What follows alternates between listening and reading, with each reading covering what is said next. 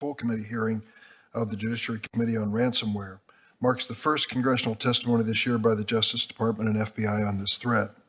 Majority Leader Schumer asked Senate committees to review how the agencies under their jurisdiction are responding to the ransomware threat. Ranking Member Grassley also requested today's hearing, and we consulted with his staff on choosing the witness panel. We'll hear from a panel of experts from the Department of Justice, the FBI, Cybersecurity and Infrastructure Security Agency, aka CISA, I believe, and the Secret Service.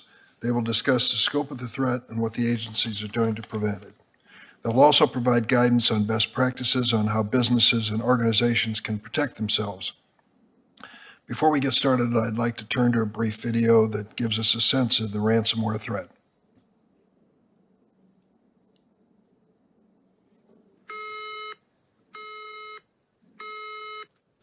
Warning. Warning. Security breach. Security breach.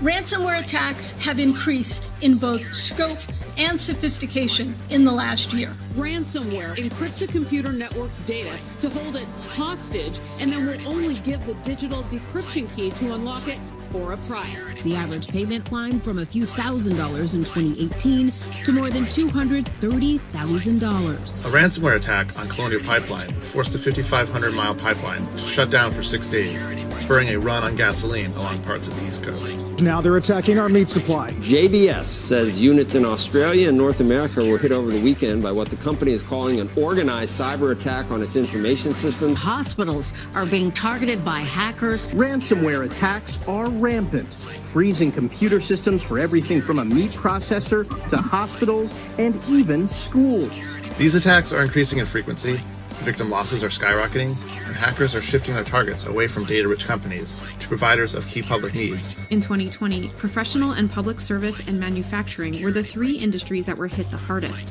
followed closely by healthcare, technology, and finance. A ransomware attack may have also claimed its first life after taking a hospital offline. Ransomware is the #1 cybersecurity threat that we all face today. Ransomware and digital extortion pose a national security and an economic security threat to the United States. Warning. Warning. Security breach. It's about more than money and inconvenience. The harm of ransomware can affect real lives. An example, on October 28th of last year, an oncology nurse named Colleen Cargill was preparing a patient for a chemotherapy infusion when she made an unsettling discovery. She couldn't log into her computer. Every time she typed in her credentials, the system would boot her out. She tried logging in from a backup computer. That didn't work either. Instead, she was greeted by a red circle with a diagonal line drawn through it. At that moment, she realized that her hospital, the largest medical system in the state of Vermont, had been infiltrated. The network had been shut down. The hackers behind the attack were holding the hospital's data hostage, which meant Colleen and her colleagues couldn't access patient data for their cancer patients. They had to try to recreate patient chemotherapy protocols from memory and copies of old faxes. The hospital's electronic medical system would remain offline for nearly a month. Colleen told the New York Times those weeks were the worst of her life, and she's not alone. Colleen and her patients are just a few of the many Americans who've been victimized by ransomware attacks. Nearly every organization and industry is vulnerable, from hospitals, school districts, local governments, nonprofits, businesses large and small. Here's how it works. Hackers break into your computer system, lock up your data, demand a ransom payment, often through untraceable cryptocurrency for the return of the data. Though any person or entity can be targeted in a ransomware attack, it's been estimated that small businesses make up over half of the victims. And these attacks can have permanent damage. Last year, it took an average of 9 months for a business to fully recover from a ransomware attack. Even the biggest and most profitable companies in the world are at risk. Earlier this year, we remember the cybercrime sentiment knocking out Colonial Pipeline, the largest pipeline operator in the United States. That shutdown sparked a nationwide panic that had customers waiting in line at gas stations for hours, and the incident brought the ransomware attack into plain view. They're becoming more frequent, more destructive, and the tools needed to commit them are easily accessible. Last year, global ransom payments reached $350 million. A recent New Yorker piece talked about the average payment for ransomware. 2018, average payment, $7,000. 2019, $41,000. 2020, somewhere between $200,000 and $300,000. In recent months, barely a day has gone by without news of a ransomware attack. By one estimate, American businesses, healthcare facilities, and organizations and state and local governments are projected to endure more than 65,000 ransomware attacks this year alone. This is a criminal business model that is spreading. If someone wants to commit an attack, they can easily purchase or lease ready-use ransomware. According to one expert, it's, quote, way too easy to get into this, just hire it out. There's been an incredible commoditization of the entire process. And I'm concerned as well that ransomware criminals often operate with impunity in Russia and other nations. Those nations are unwilling to prosecute or pursue the evildoers. We need to attack this new reality. We need new protocols for preventing and responding to ransomware attacks. The president understands it. His administration is taking a whole-of-government approach to prevent, deter, and respond. They recently launched a cross-government task force to coordinate offensive and defensive measures against these attacks and to help businesses. The administration also launched StopRansomware.gov, a new website that provides one central location for ransomware resources. These efforts are welcome because when it comes to ransomware, it's not just our money that's at stake. It's sensitive information, a personal sense of security, and truthfully, our nation's security. It's a critical challenge. This committee will do its part to meet it, starting with today's hearing. Now I turn to my friend and ranking member, Chuck Grassley. Thank you, Chairman Durbin, for holding this hearing. I thank you for agreeing. I better turn this off.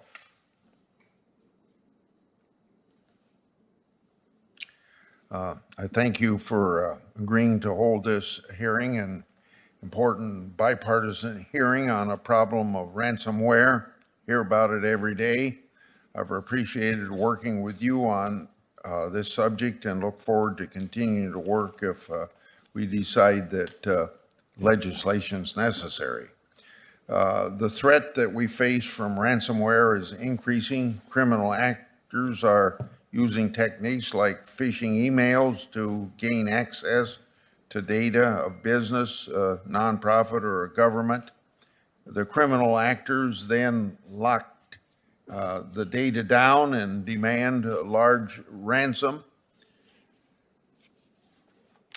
Usually very difficult to trace virtual currency like Bitcoin is used to pay for it. Yet paying a ransom is no guarantee that the victim will have their data returned and that they will not be victimized again and asked to pay yet another ransom. Earlier this year, we had FBI Director Chris Wray compared the challenge of fighting ransomware to those that we face after 9/11. Estimates on the amount of ransom paid in 2020 ran into the hundreds of millions of dollars. Ransomware has targeted schools, local governments, and during this pandemic, can you believe it, even hospitals and healthcare providers. In May, 2 massive ransomware attacks hit a critical supply of gas, the Colonial Pipeline, and a major supplier of meat, the JBS slaughtering operation. These events created very disturbing questions about the security of our supply of essential goods like fuels and food. Since that time, I've received questions from many Iowans about what we can do as a nation and as individuals to fight the threat of ransomware. This hearing will help us answer those questions. Ransomware does not just affect the deeper pockets of large companies like Colonial Pipeline and JBS. An estimated 3 out of every 4 victims of ransomware is a small business. Small businesses already operate on thin margins, and many have been pushed to a brink by the pandemic. I'm glad that we'll be hearing today what government agencies like cybersecurity and infrastructure security agency at the Department of Homeland Security can do to help small business owners to practice good cyber protection to avoid ransomware attacks. We will also be hearing which investigators like FBI and the Secret Service can do for those who have been victimized. Ransomware often originates from countries with permissive law enforcement environments that allow these cyber criminals to flourish. So-called ransomware as a service is a business model. Can you believe that? Employed by criminal networks such as DarkSide and Reveal.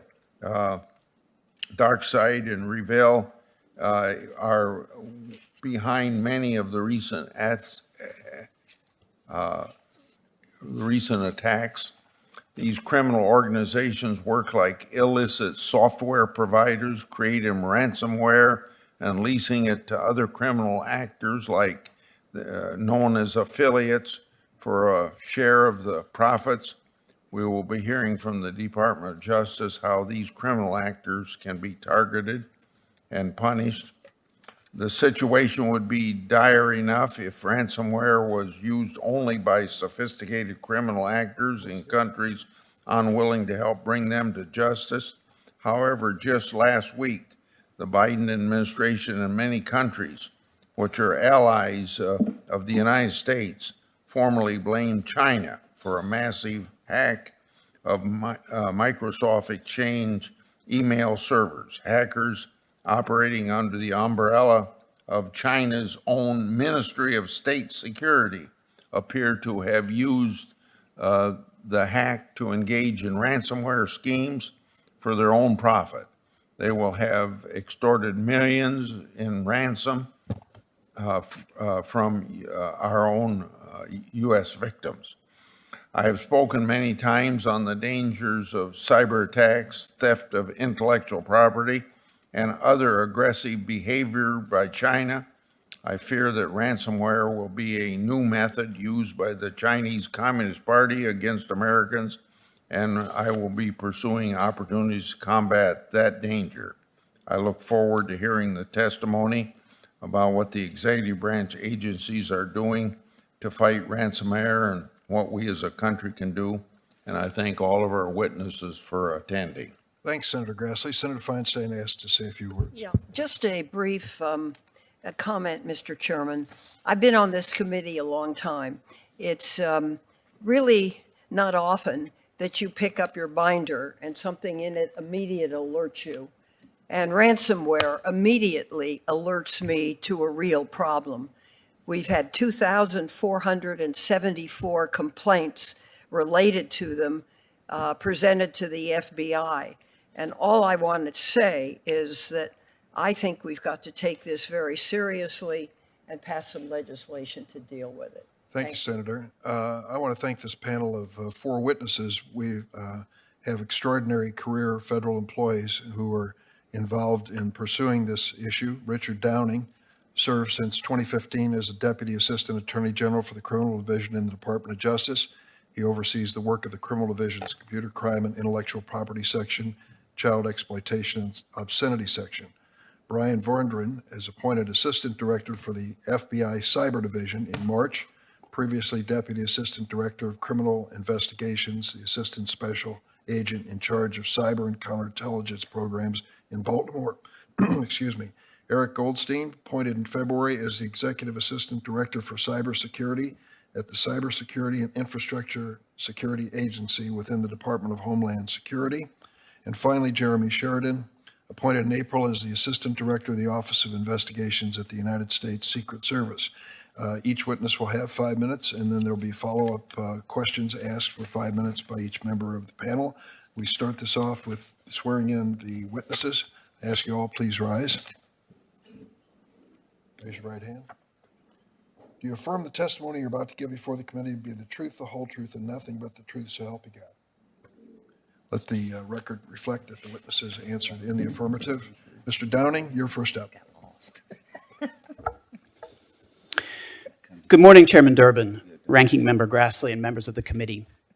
Thank you for the opportunity to testify about the Department of Justice's efforts against ransomware. I'd like to emphasize 3 themes from my statement for the record. First, ransomware is a very serious problem, but it is also a tough problem to solve. Second, the department has had some recent successes in addressing that problem, but we are redoubling our efforts. And third, Congress can help. The ransomware attacks over the past months have made it very clear that ransomware is a serious threat to our public safety and our national and economic security. It has been used to attack governments, police departments, and even hospitals during the pandemic. The number of attacks and the size of demands has skyrocketed in the last year. Some demands now exceed $50 million. Even worse, many actors now steal information from victims, like trade secrets or client files, and release that information on the internet if the ransom is not paid. But a number of factors make it hard to solve this problem in the way that we might normally address a crime problem. Ransomware attacks are often committed by offenders outside our borders. Investigators often need to make requests for assistance to foreign law enforcement agencies to gather evidence in other countries, a process that can be cumbersome and time-consuming. And countries like Russia have refused to extradite offenders living within their borders or prosecute them themselves. To make matters worse, many of these crimes involve anonymizing technologies, such as the Tor network and anonymity-enhanced cryptocurrencies, making it hard to identify perpetrators. Finally, investigations are hindered because many victim companies choose not to report to federal authorities. I'll touch on this more in a moment.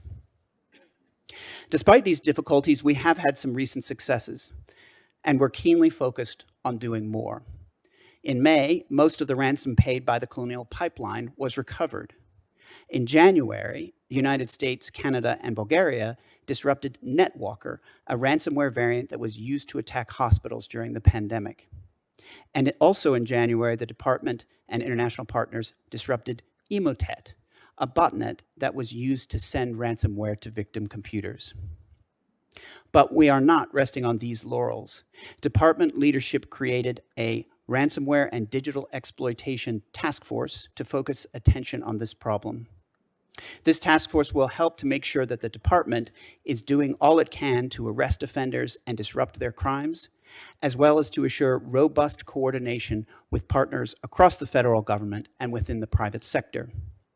And it is a key part of what must be a whole-of-government solution.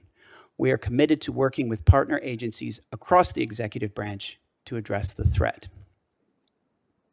So what can Congress do to help? First and foremost, we face a gap in reporting from victims. Without prompt reporting, investigative opportunities are lost. Our ability to assist other victims facing the same attacks is degraded.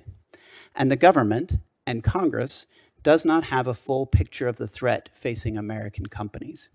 Congress should enact legislation to require victims to report. We recommend that a reporting requirement include ransomware attacks, critical infrastructure attacks, and other high-impact breaches. We think reports should be prompt and should include details about any ransom demand or payment. Legislation should designate a single point where victims can file reports with immediate sharing to all relevant federal agencies. And victims should not be worse off for helping the government. They should maintain whatever legal privilege they had on that information prior to sharing the information. Finally, we would ask Congress to enact legislation that would help the department disrupt ransomware and mass hacking.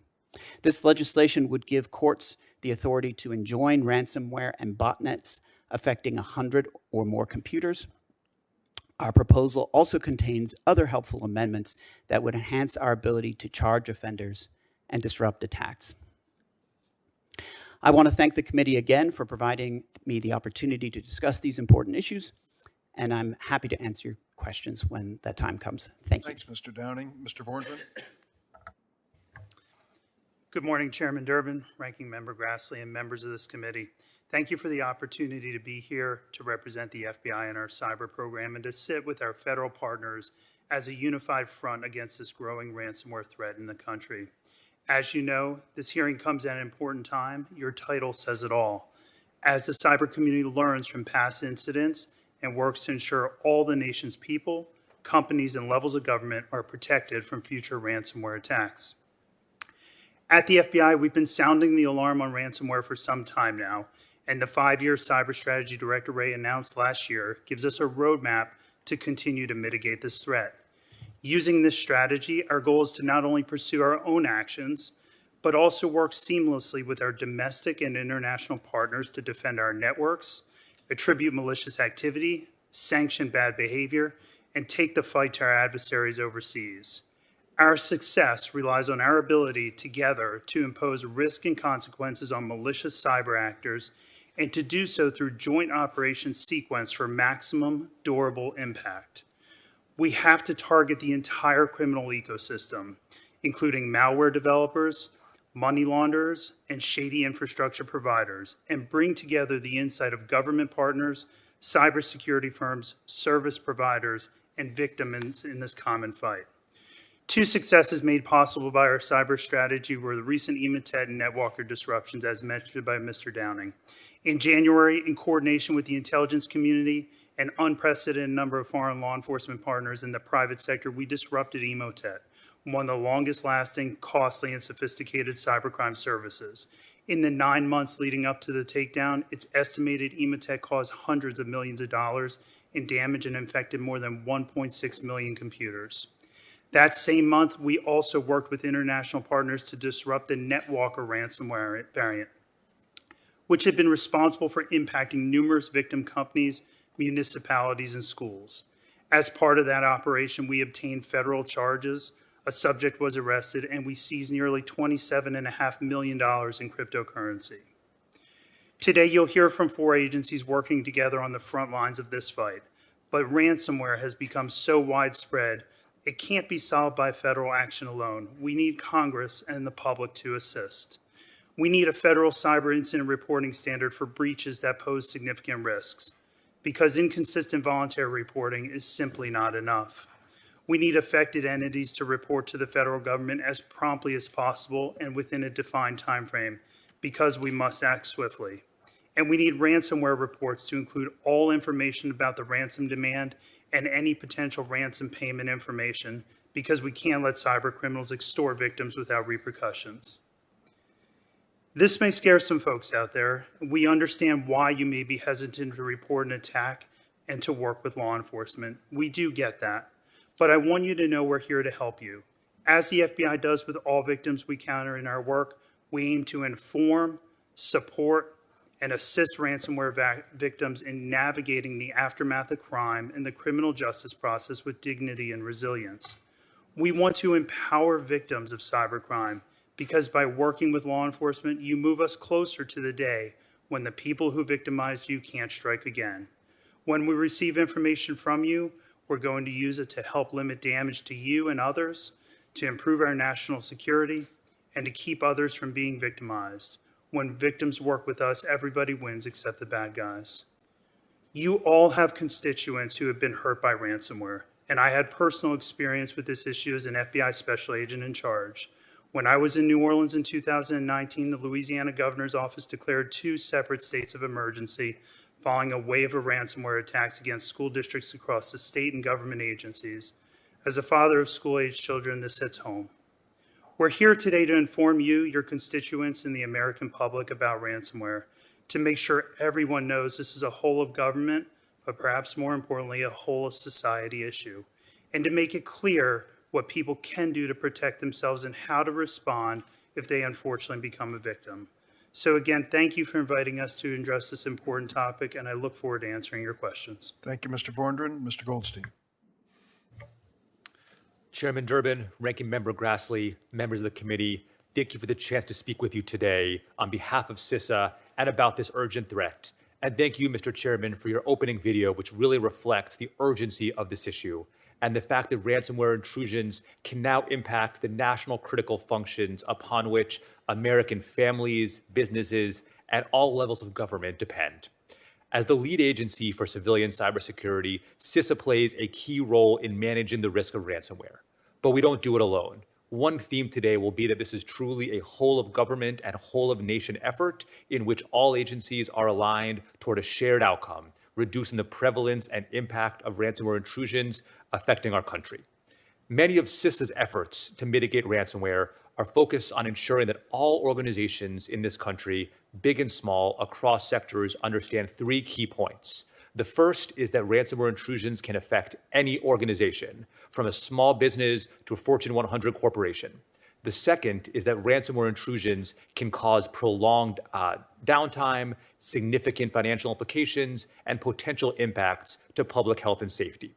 And the third is that investing in cybersecurity best practices has been shown to be demonstrably effective in reducing the prevalence and impact of these intrusions. To this latter point, Chairman, as you mentioned, just last week, CISA and our partners across the interagency, including the FBI and the Secret Service, launched StopRansomware.gov, a new whole-of-government website intended to provide organizations across the country with access to resources to prevent intrusions, respond to intrusions, and report them when they occur.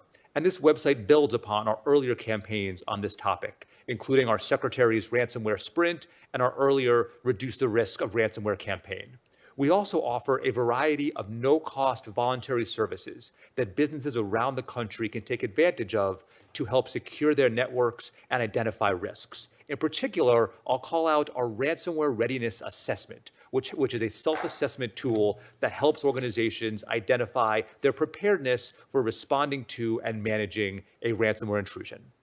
But going forward, it is very clear that we, as a government and as a nation, need to do more to address ransomware intrusions and the broader cybersecurity risks we face. The stakes are simply too high. First, CISA and our partners across government must gain increased visibility into cybersecurity intrusions and threats affecting our nation's businesses and state, local, tribal, and territorial entities. Without this visibility, we are unable to effectively share information, develop timely alerts, help victims, and understand impacts of these intrusions to the national critical functions upon which we all depend. As my colleagues have noted, we look forward to working with Congress on incident reporting legislation that will significantly increase the volume of incidents that are reported to CISA and our government partners today to ensure that we can act with urgency to render assistance and understand the breadth of these campaigns affecting American companies. Second, we must continue to invest in and mature our voluntary partnerships with the private sector and our state and local partners across the country.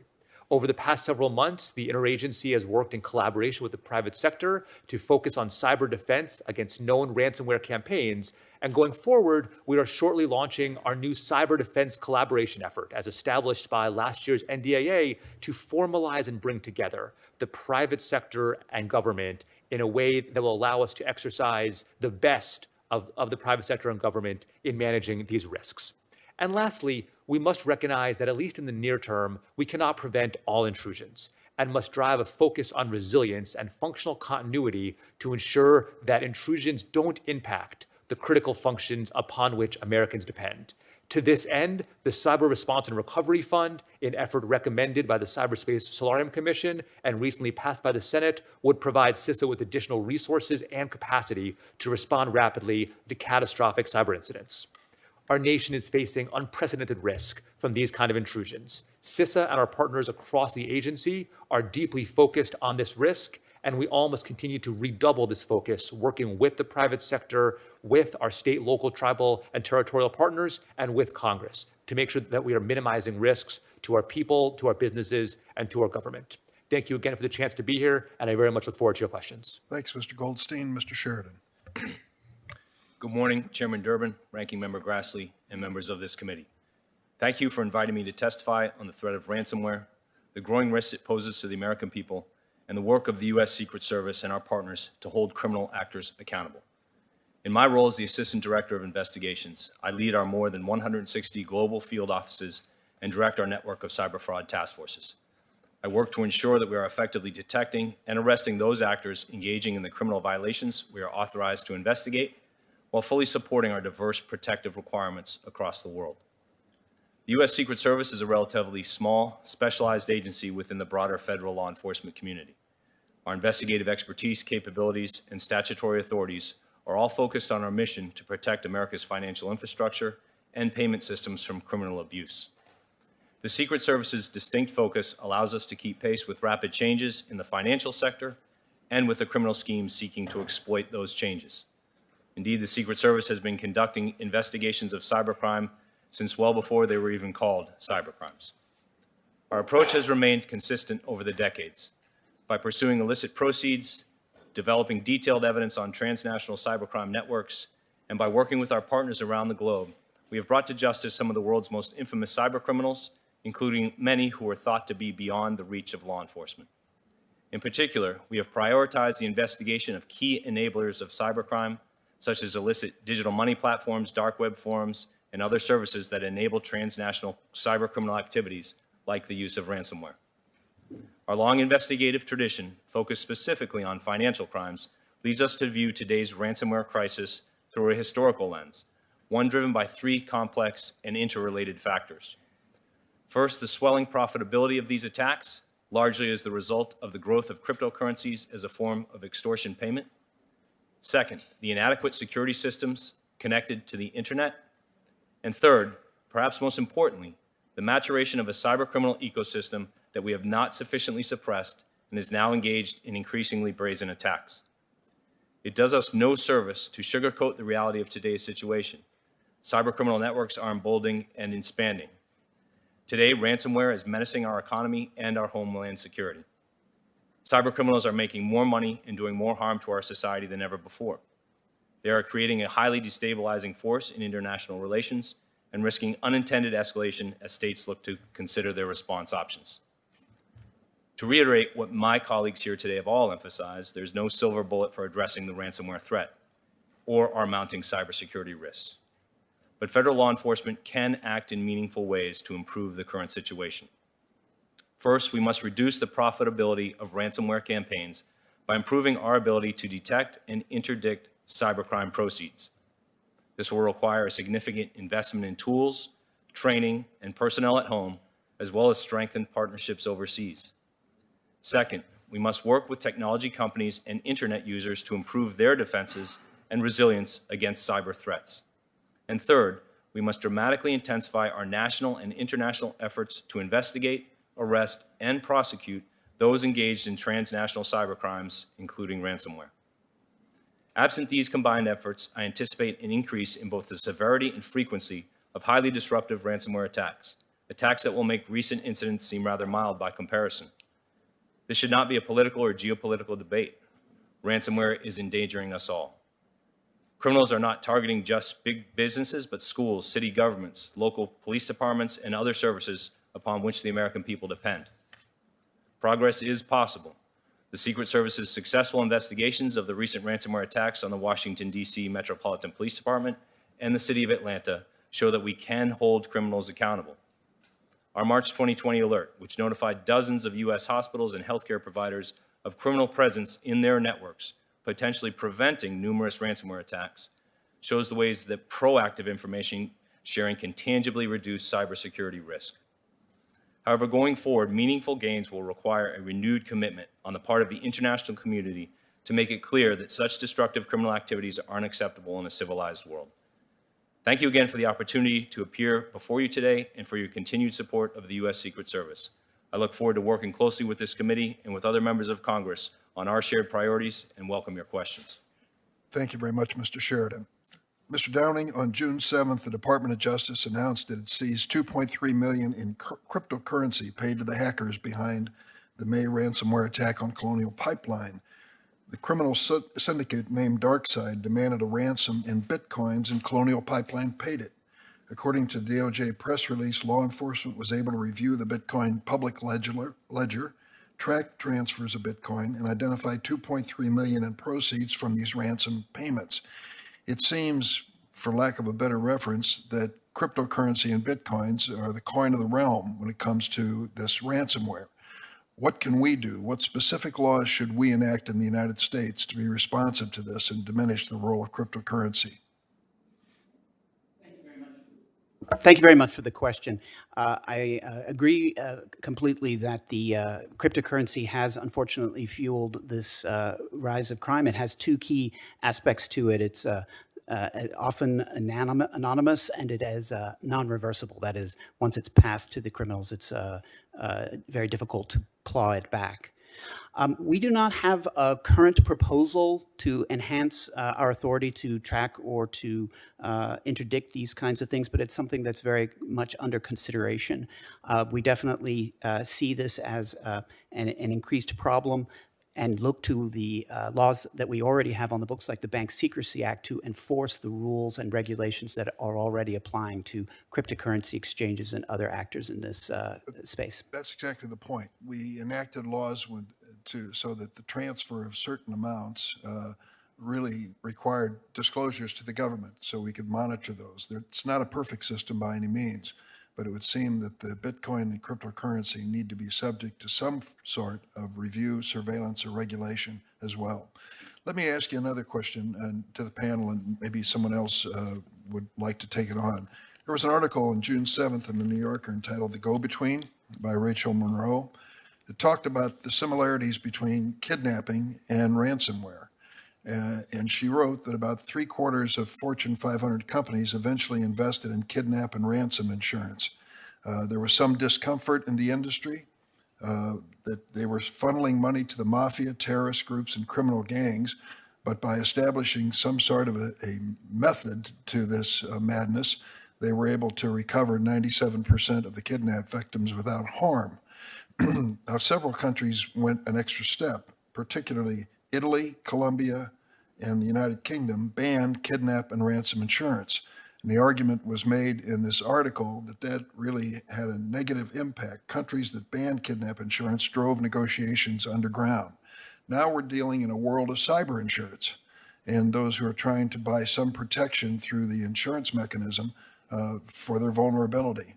Is there any value to looking at the kidnapping experience and banning that insurance and deciding whether that has any beneficial aspects to it? Sir, I can start the conversation on that question. When we go back several years, it's at least our belief and understanding from public records that the insurance industry really started within cyber so that we could drive better cyber hygiene. And, I think the question that we should all be asking ourselves is that what has actually happened? Has the implementation of cybersecurity insurance driven better cyber hygiene? And so from our perspective with dealing with target entities or victims, when we talk with them, the insurance availability is a big piece of their decision calculus about whether they do or don't pay. And my opinion would be that within the interagency, there's ongoing conversations about the value or lack thereof of insurance, and I think it's probably a conversation that should be had within this committee as well. Well, it certainly is an important one, and I suppose I can argue both sides. I'm glad to see you're making a review of it at this point. It seems to me it facilitates the payment in these circumstances, and it may set up the mechanism that they refer to with kidnap insurance. I don't know. What is your impression?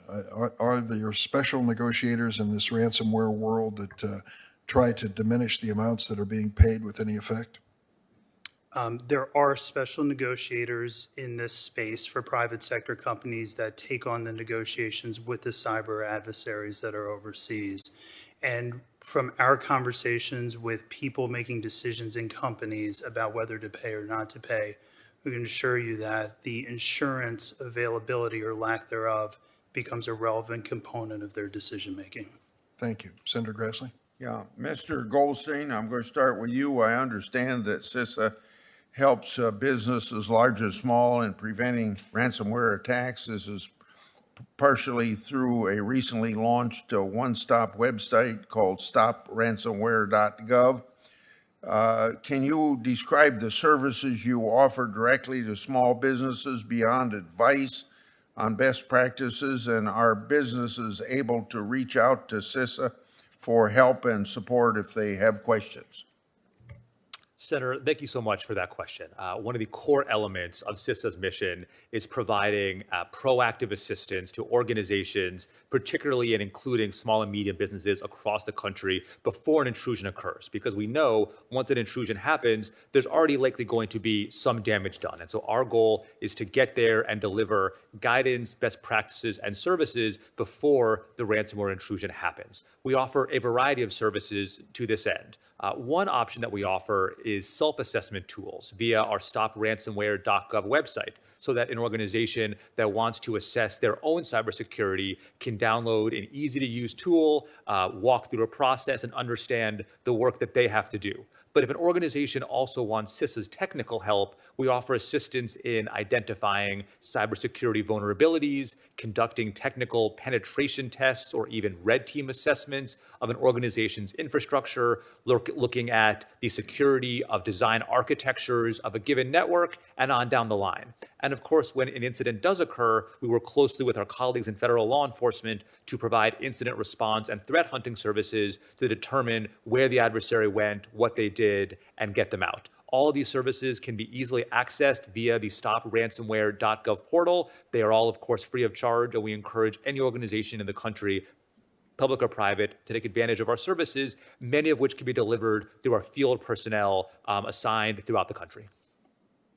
I'm going to go to Mr. Downing. Cyber threats from China are sadly nothing new, from stealing our intellectual property to hacking records of government employees. The Chinese are clearly comfortable using cyber attacks. On July 19th, the President administration announced that Chinese government-affiliated hackers were responsible for hacking the Microsoft Exchange email server and launching a number of cyber ransomware attacks against US-based companies.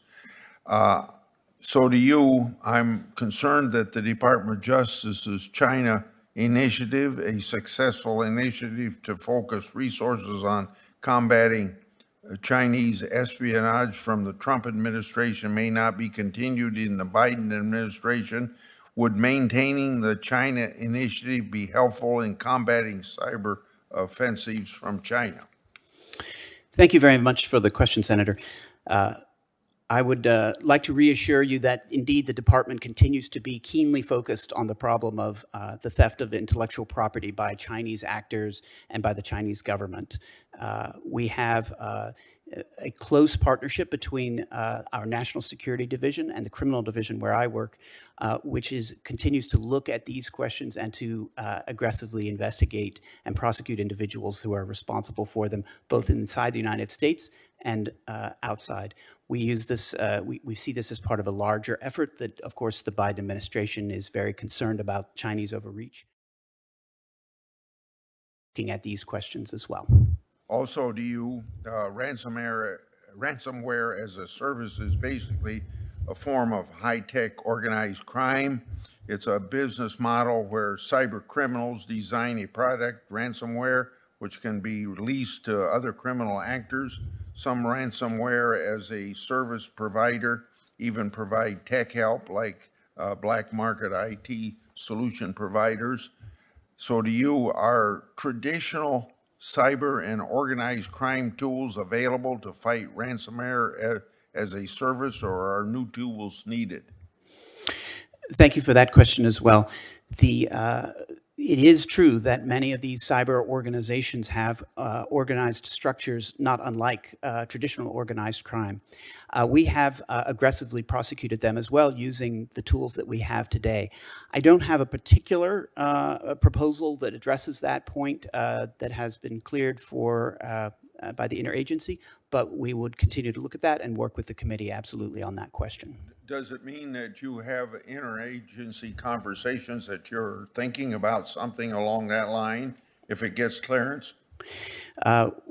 We are always looking at all different kinds of tools and the shortcomings to the extent that they have that they exist in our authorities. We have put forward a couple of those kinds of shortcomings for the committee's consideration as part of my statement for the record, and we very much look forward to working with you on that.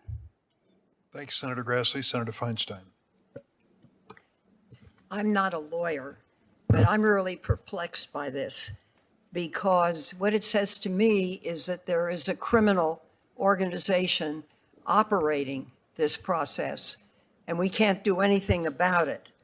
If I understand it, in 2020, the FBI received 2,500 complaints relating to ransomware, with adjusted losses of over 29.1 million. This figure probably underestimates the severity of the problem, because victims of these attacks are not required to report their data breaches to the FBI. For example, one private security firm reported last year there were nearly 2,400 attacks against United States state and local governments. So they're attacking the government as well. Healthcare facilities and schools alone, with 1,300 companies around the world losing intellectual property or sensitive information to attack. Why can they just exist and we can't do anything about it? What can we do? It seems to me it's a criminal operation. Thank you for the question, Senator. You described the problem correctly, and that we would articulate to you that many of the people who attack U.S.-based equities, whether that's small government, municipality government, small businesses, all of your constituents, most of them are overseas. And some of them are in hard-to-reach countries, while others are not in hard-to-reach countries. And I think from the FBI's perspective, this brings the value proposition to focus about our international reach. And Secret Service has a similar international reach.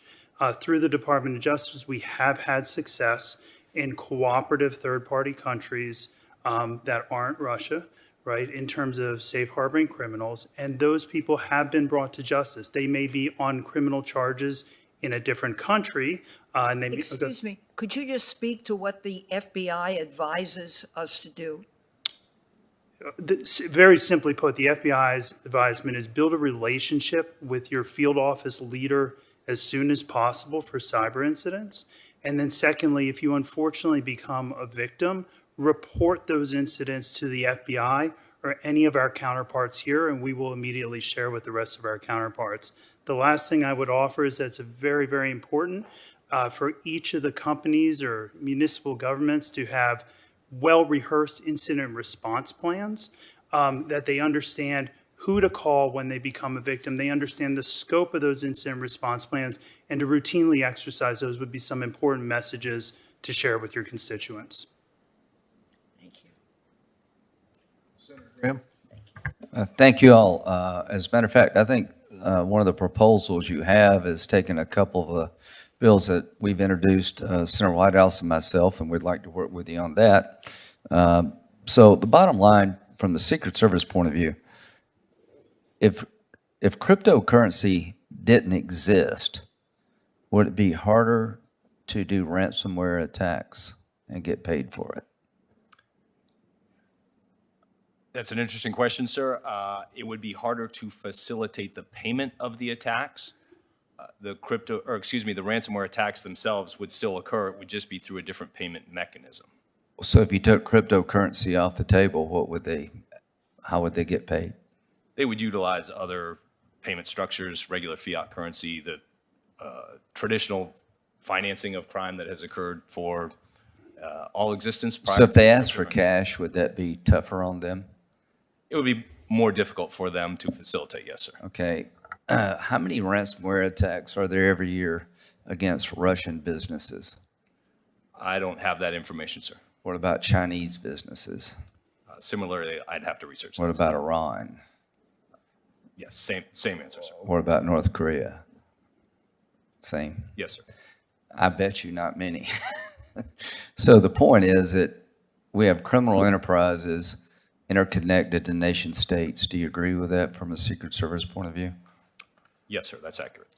If we compiled a terrorist list of state sponsor of terrorism, do we have such a list for state sponsors or safe havens for cyber terrorist? We have a list of suspects and identified individuals that. Do you think it would be helpful for the United States to create a list of countries that we believe are aiding and abetting ransomware attacks throughout the free world? From a law enforcement perspective, we focus more on the individual than the country, sir. I would defer to a larger geopolitical Would it help discussion. the FBI? Sir, we have a very good handle on what countries are behaving what way. So we have a list of terrorist organizations, right? Every year, the State Department, Correct, sir. in coordination, comes out with a list of terrorist groups. I think we have a list of state sponsor of terrorism every year. Is that correct? Yes, sir. Is that right, Mr. Danning? Yes, sir. Yes, sir. How about let's look at putting a list of state-sponsored or aiding and abetting countries when it comes to ransomware and cyber attacks? Does that make sense? Perhaps I could jump in on that one.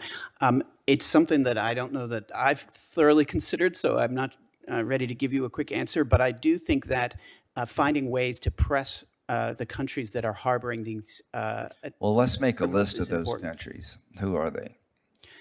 Certainly Russia is at the top of the list. They have been So let's stop there. Russia's at the top of the list of aiding and abetting ransomware attacks and other cyber crimes. Do you agree with that? Sir, aiding and abetting has a particular legal definition. I wouldn't say that the government of Russia is behind these attacks. However, we do believe that they are not doing what they could be to suppressing them within their borders. Why aren't they doing what they could be doing?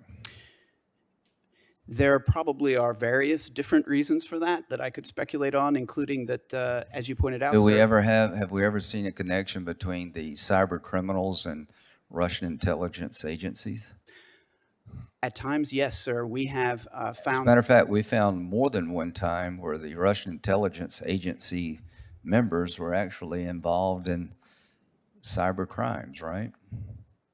That also is true, sir. And I don't know what their moonlighting policy is, but it seems to me, I don't know what the CIA does in their off time, but I think the point we're trying to make is that deterrence has been lost when it comes to cybercrime, particularly ransomware. Do you all agree? Sir, I would say we have a significant deterrence. Could we do more? Yes, we would. Well, is it working? It is having some effect, but it is not solving the problem. Are the crimes going up or down? Up, sir. Dramatically up or slightly up? Certainly significantly up, yes, sir. Seems to me that deterrence is not working. From a Secret Service point of view, do you believe the network of laws we have today create enough deterrence in this space? I believe the network of laws does, sir. I think there needs to be greater enforcement of those laws, greater resources. So it's an enforcement problem, not legal authority problem? From my perspective, sir, it's resourcing and enforcement of those laws and better equipping those law enforcement agencies that are tasked with. So you really don't need much help from us? We need significant help, sir, in authorities and in. Well, you just said two different things. In authorities related to this. Thank you. Senator Whitehouse. Thank you, Chairman. First, I'm delighted to be following Senator Graham in the order of questioning because we have a bill with Senator Blumenthal and Senator Tillis, and it looks to me a lot like the Appendix A, Mr. Downing, that you have attached as your proposed legislation, has a Section 2 that is essentially the same as our Section 4, and has a Section 3 that is essentially the same as our Section 6. And I'm wondering if you might sit down with us and come the rest of the way. We're glad you've made these two steps. We'd like to understand why you didn't recommend the entire bill. If there are technical changes that you think we should make, then we're eager to work that out. But we think that this is a bill that has bipartisan support that could potentially move by unanimous consent. And we'd like to get this straightened out. Again, our appreciation for copying our two sections. Let's try to get together on all of them if we can. Will you do that? Thank you, Senator. We really appreciate your and Senator Graham's leadership on this. Senator Blumenthal and Tillis. And Tillis. Tillis right here. Sir. And of course, we would be more than happy to work with your staff on these questions. Absolutely, sir. Great. So this is kind of a moment of frustration for me as well, because we have known about critical infrastructure as a prime target since I wrote the original Intelligence Committee cyber report probably a decade ago. We've known for years and years and years and years that ransomware was a method for attacking. We have spent billions of dollars, particularly at Homeland Security, on trying to solve the problem of protecting critical infrastructure. And boom, what happens? A bunch of people in a basement someplace are able to take down Colonial Pipeline, a significant piece of colonial infrastructure, with a ransomware attack. That's not a success story. That's a failure story. That's something is wrong in the way we're doing business right now. And it strikes me that the thing that is wrong in the way we're doing business right now is that you can be critical infrastructure in this country, providing essential services to our economy and to our national security, and not have to meet any real standards. I think we've shown in the defense industrial base that with the right kind of pressures, companies can step up and do a better than average job. I think we've shown in the financial sector that with regulators looking over the shoulders of the big banks, they have stepped up and done a better job than average. But here we sit with Colonial Pipeline with your voluntary, Mr. Goldstein, your voluntary standards, the NIST framework and the C3 and your offers. And it obviously failed. I mean, a total faceplant failure. So what I would like to ask is that you and Homeland Security provide to this committee a summary of what Colonial Pipeline accepted by way of all those voluntary offers that you talked about. How vigorous were they about participating in your voluntary programs? How was the response? I think if there is ever a moment where we have a case study of a failure of critical infrastructure from cyber attack, this is it. And I think we're entitled to a bit of a test case here on this voluntary method that we followed and how it's working, because it sure didn't work for Colonial Pipeline. And I'd like to know what they did and did not take up of your series of offers. Can you get that information to us? Thank you, sir. We'd be glad to provide you with that. And I will note we fully agree that an environment where critical infrastructure that's essential to national critical functions is able to operate insecurely with known security weaknesses, as we know is often the case throughout this country, is untenable. And we as a nation need to act. I will note that in the wake I'm angry right now, at you because of this situation, but I actually understand that it's not your fault. The fault is here in Congress, where over and over again, groups like the US Chamber of Commerce have come in and said, don't regulate us. We're against all this cyber regulation. We don't want any of this. Make it all go away. We're against this bill. We're against that bill. We're going to tell the leader to, block this legislation if it tries to go forward. And so we now have a situation in which you can have critical infrastructure companies fail at meeting basic standards of cyber hygiene, and we're okay with that. As a legal matter, we're okay with that. We shouldn't be okay with that. We don't have to regulate everybody in the world, but if you're critical infrastructure, we should no longer tolerate this voluntary regime with big companies who know that their infrastructure is critical and who fail. Yes, sir. Could I ask the chairman for a brief response? Sure. Thank you, sir. Senator, as you're aware, in the wake of the Colonial Pipeline intrusion, CISA worked closely with our colleagues at TSA as the security regulator for the pipeline sector to push out 2 security directives, the first of which required reporting of security incidents to CISA, the second of which required entities covered by the directive to undertake mandatory security controls. We view this as a good model to drive the right level of security investment among the most critical entities in this country. We look forward to working with Congress and our partners across the interagency to ensure that we are rapidly raising the bar for cybersecurity across entities that provide national critical functions wherever they may be. I thank you for that answer, and I would focus particularly on the words "in the wake of." Thank you, Senator Whitehouse. Senator Sass. Thank you, Chairman. Thank you all for being here. How large is the universe of known ransomware gangs? Senator, thank you for the question. The FBI is tracking more than 100 different variants. When I say variants, that would be a brand name, such as Sodanakibi, which also is known as Revil. That would be one. But please understand that there are similar actors that cross-cut multiple different variants. But the answer to your question is more than 100 different variants is how many we track. Thank you for that. Can you size them a little bit for us? And I understand that some of them are duplicate brands, but kind of, issue spot, how big the biggest are, how big are the mediums, what's the barrier to entry below which people are not likely able to have competent technologists to be able to execute an attack? Senator, before he responds, would each of the witnesses pull the microphone a little closer?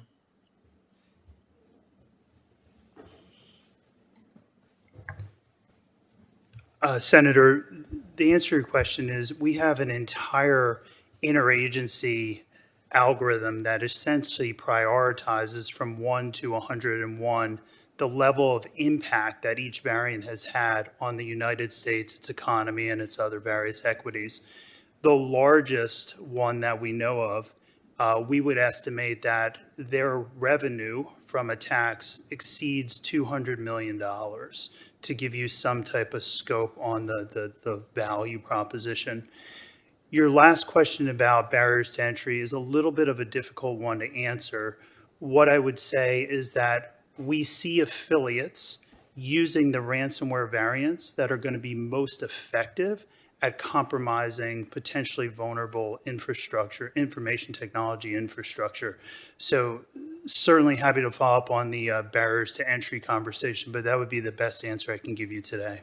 And who owns that data set? So I see Senator Cornyn has just arrived. He and I are both active on this issue from the Intel committee side as well. If we wanted a briefing, who is the one person in the US government who's responsible for owning that data?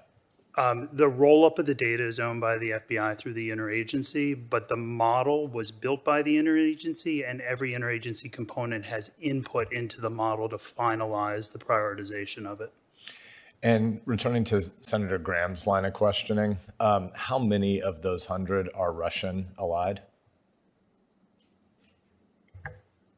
I don't know that answer. Certainly can respond at a later time with a more precise answer. But what I can say is that while the developers may be Russia-based, the affiliates that deploy the ransomware may or may not be Russia-based. So it's a little bit of a complicated question. But if it's okay with you, sir, we can get back to you with a precise number to answer your question properly. We'd love it. And in addition to whatever print response you want to give us, I think there are a few of us that overlap between this committee and CISI who would love to have an actual briefing on it. Senator Graham has left, but I'd like to pursue the question he asked you about deterrence, because the actual rate of growth is about 300% annually right now. Why do we think any of our deterrence is working? It's not a hostile question at any of you personally, but you all spun this as if there's some success here. It's pretty hard to see that from where we sit. I can lead the conversation. That my answer from the FBI's perspective would be that we are doing as much as we can with what we have to deter. And I can appreciate why, from your perspective, Senator, that it's not having as significant an impact as you would want. But there are dedicated men and women in the FBI, all the partnerships here, that are devoting hundreds of hours a week to this problem set and helping. Now, if the question is, are we having a large enough impact? I understand that question, but please understand the answer to our question about why we're having an impact is because we have great men and women who are doing this work every day, doing prosecutions, infrastructure disruptions, cryptocurrency seizures, and not just within the FBI, but certainly in the agencies that sit with here today, and the international community, and the intelligence community as well, sir. So go ahead. If I may, just to add to that, I think focusing on law enforcement deterrence is an important piece of this puzzle. And I agree with you that, though, it alone is not going to be enough. That's why I think we all need to focus on a whole of government response. That is, that we have our colleagues in the Treasury Department looking at how to enhance our position on the cryptocurrency front. We have our friends in CISA building cyber hygiene to slow down the threat. We have our friends in the State Department who are building international consensus against it and putting pressure on Russia.